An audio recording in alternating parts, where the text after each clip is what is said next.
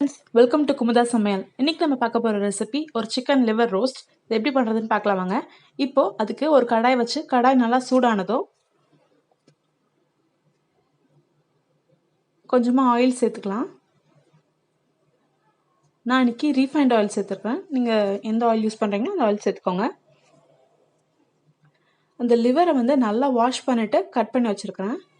கடுகு சேர்த்துக்கிறேன். கடுகு நல்லா பொரிஞ்சதும் வாஷ் பண்ண லிவரை சேர்த்துக்கலாம்.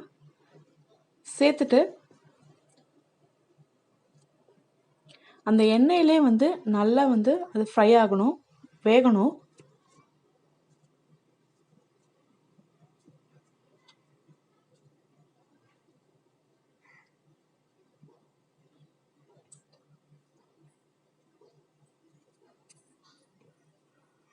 எந்த அளவுக்கு உப்பு தேவையோ அந்த அளவுக்கு உப்பு சேர்த்துக்கோங்க.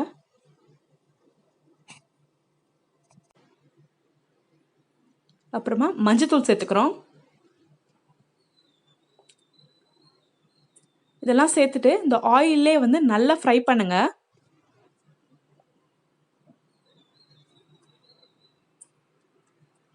கருவேப்பிலையை சேர்த்துக்கிறோம். இந்த மாதிரி இதில் வந்து கருவேப்பிலை சேர்த்து செஞ்சு பாருங்கள். டேஸ்ட் வந்து ரொம்ப நல்லாயிருக்கும். கருவேப்பிலையோட ஃப்ளேவரும் இந்த ஈரலும் வந்து ரொம்ப நல்லா டேஸ்ட்டாக இருக்கும். கருவேப்பிலையை மறக்காமல் சேருங்க.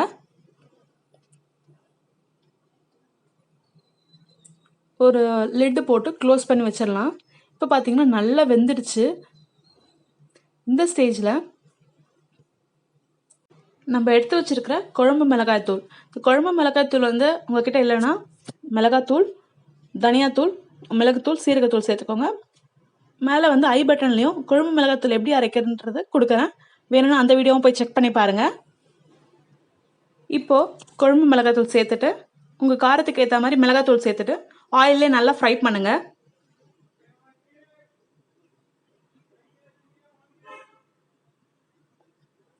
அந்த மிளகாத்தூளோட பச்சை வாசனை போகிற வரைக்கும் ஃப்ரை பண்ணாலே போதும். ரொம்ப நேரம் ஃப்ரை பண்ணணும்னு அவசியம் இல்லை, ஏன்னா ஆல்ரெடி குக் ஆகிடுச்சு ஈரல். இது சீக்கிரமாகவே குக் ஆகிடும். லாஸ்ட்டாக வந்து மிளகுத்தூள் வந்து சேர்த்துக்கிறேன்.